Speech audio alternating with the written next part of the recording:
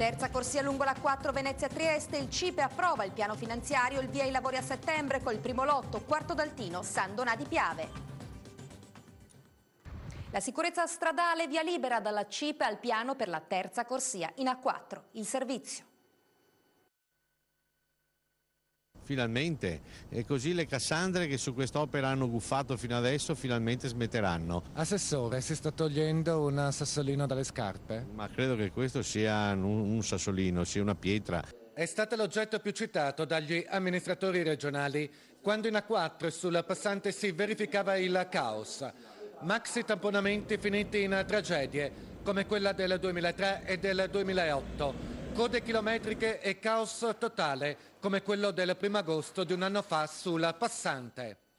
Nelle ore e nei giorni successivi la parola chiave era una sola: terza corsia.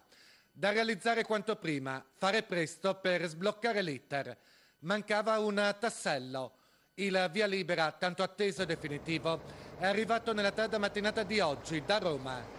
Il CIPE, Comitato Interministeriale per la Programmazione Economica, ha dato parere favorevole al piano finanziario da 2,3 miliardi per la terza corsia dell'autostrada A4 Venezia-Trieste. E sapete, c'è sempre difficoltà da parte di chi lavora sentire sempre questi gufi che dicono ma alla fine vedrete non faranno niente. Non è così. I primi cantieri ad aprire saranno quelli del tratto più ad ovest, il lotto Quarto Daltino-San Donà.